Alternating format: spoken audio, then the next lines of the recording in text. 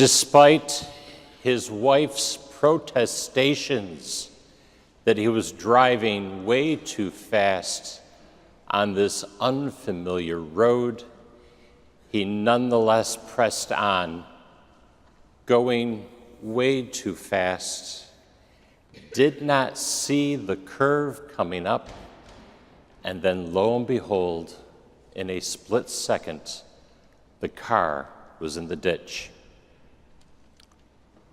Fortunately, neither one of them were hurt. They were able to climb out of the car. The wife, knowing better than to bring up any sort of litany of "I told you so" at the moment, they were both trying to figure out what were they going to do. They were in the middle of nowhere. Cell signal wasn't even going on there. What were they going to do?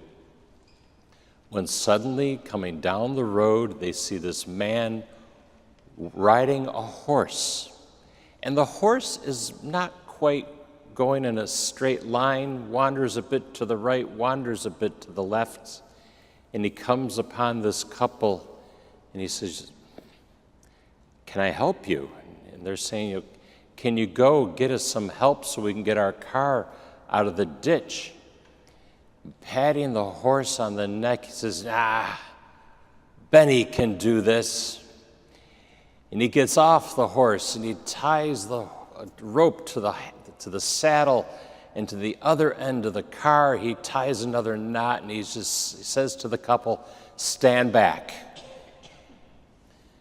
And Benny standing there, and the man says, "All right, Johnny, pull." And Benny just stands there. And then the man says, "Okay, Rosie, pull." Benny just stands there. And the man yells, "Billy, pull." Still nothing. And then the man says, "Benny, pull." And this growl comes out of the horse, and suddenly this car comes flying out of the gutter, nearly lands in the gutter on the other side of the road, but there is their car miraculously sitting in the road again, and they're standing there in disbelief. They cannot believe that this horse just pulled this off, not just towing the car out of the ditch, but nearly throwing the car into the other ditch. And they're just amazed at this. They said, "Sir, thank you so much, but we have to ask, you kept calling your horse by other names. What were you doing?" And the man said, "My horse is blind, and if he thought he was doing this alone, he wouldn't even have tried." And they said, "But he pulled so hard." He says, "Yeah, he thinks Billy's a little lazy." But think about it, folks. A blind horse that is able to pull a car out of a ditch, but think about it more. The owner of a blind horse that would trust that blind horse to ride along, to continue on the road, not take the horse out back and shoot him because he's blind, but to trust that this horse had other gifts, to trust that this horse could see other things, but also that the owner could see things in the horse that maybe the horse could not see. Folks, tonight we encounter Bartimaeus. That's all we know about him, is that his last name was Bartimaeus, son of Timaeus. We don't know his first name, but all we know is that he's blind and that he's broke. He's begging. And then in that society back then, the very predominant belief was either Bartimaeus, this guy, did something that deserved this blindness, or his parents did something, or his grandparents. They're ready to go back 7 generations and question, okay, who did what kind of wrong that God is punishing you with this blindness? That was the belief back then, folks, that if something was befalling someone, someone must have done something wrong, and this guy, if he's blind, he must deserve this, which explains why they were trying to ignore him. This guy had something happen, either he did it or one of his family members did it, but chances are he's blind because he deserves it. That would have been the mindset back then. And chances are, why was he blind? It may have been some kind of infection. Hand washing was very important back then, but a lot of times it was hard to get water in order to wash one's hands. But that's what happens with Bartimaeus. There is that immediate assumption that either he did something wrong or somebody else did something wrong in the family, and that's why he is blind. And if we go through scriptures, rarely do we see an exception to that rule. Book of Tobit. If this weather keeps up a couple of days and you're tired of the TV, go home and read Tobit. It's a wonderful, wonderful story, but it involves someone blind for a while, but not because he did anything wrong. We also see it in one of the chapters of John. Teacher, why is this man blind? What did he do? And basically, Jesus' answer is, he's blind right now for the greater glory of God. Those are the only two real exceptions in the scriptures we have for somebody blind without the assumption that they deserved it.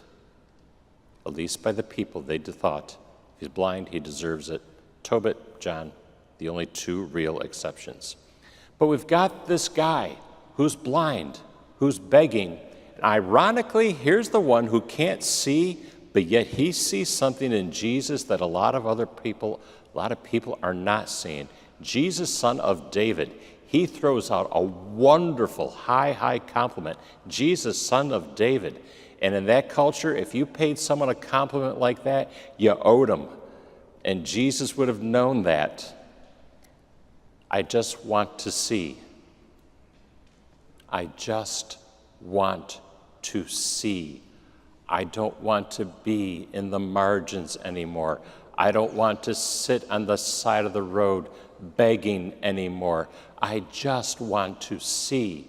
And you almost can hear Jesus' thoughts thinking, do you have any idea how much you see already, even if you are blind?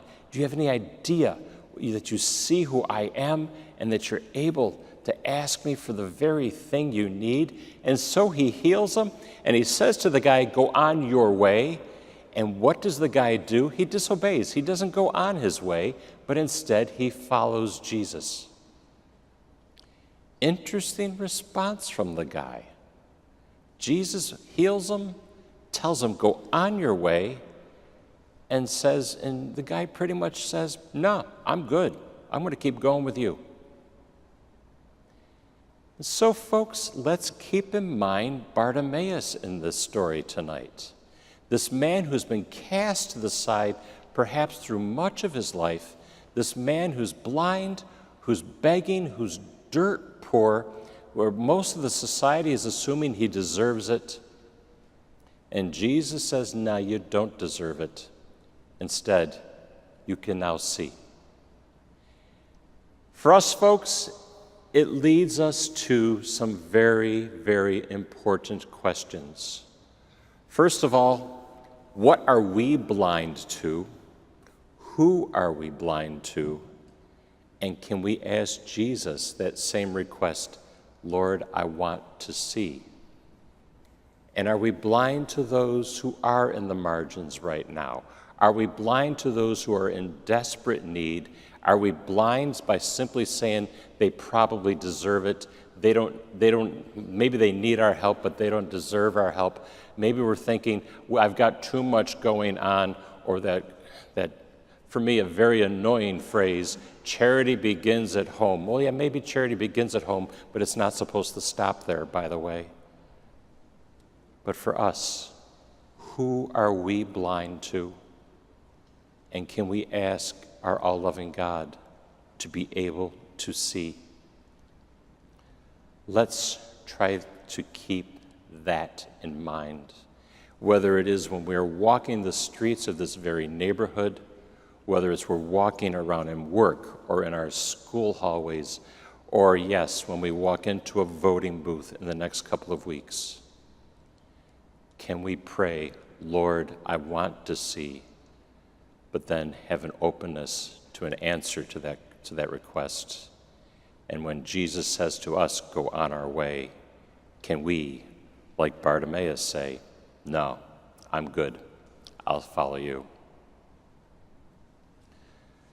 Gwen Cooper wrote a wonderful book a couple of years ago titled Homer's Odyssey, and it was the story of her cat, a cat she adopted when it was 11 years old, a cat who had to have his eyes removed because of some terrible disease that would have killed him.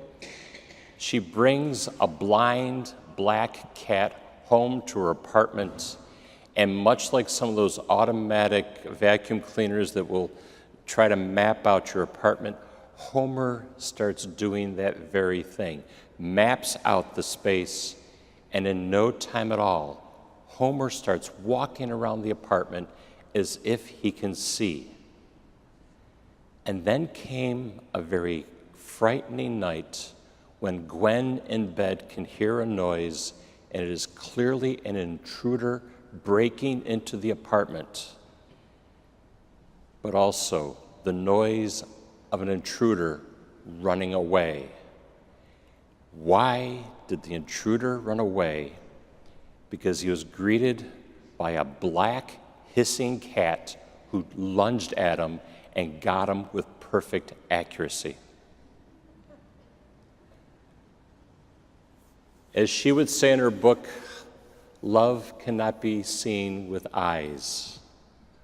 Folks, let's be sure we ask our all-loving God that we may be able to see more than just with our eyes, but with our hearts, with our very souls. Let's be sure we continue to say to our all-loving God, I want to see, but let's also be sure that when we say that prayer, we're looking to see with more than just our eyes. There are plenty on the margins these days, but if a horse owner can trust a blind horse, and if a cat owner can trust a blind cat, and if a blind beggar on the side of the road can trust the someone named Jesus, surely we can do the same. Let's be sure we do that. Let's be sure we take it to our prayer each and every day before we walk these streets, before we go into work or into school, and yes, when we walk into the voting booth. Let's be sure we continue to ask our all-loving God, Lord, I want to see. Let's also be sure we accept the answer that comes along.